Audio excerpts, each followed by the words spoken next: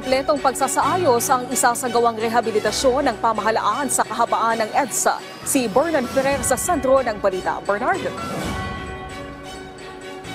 Naomi, complete overhaul. Yan ang gagawin sa kahabaan ng EDSA bilang bahagi ng Build Better More program ng administrasyon ni Pangulong Ferdinand R. Marcos Jr.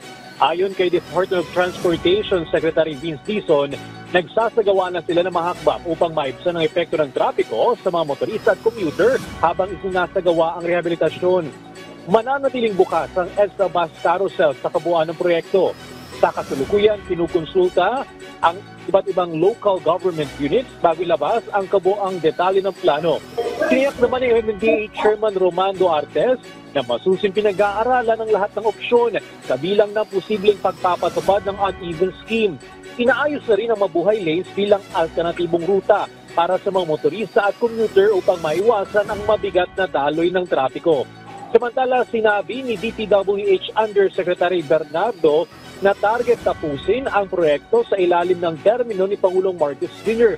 Inaasang ilalabas na sa susunod na linggo ang pinal na plano para sa malawakang rehabilitasyon ng EDSA. Balik sa iyo, Naomi. Maraming salamat, Bernard Ferrer.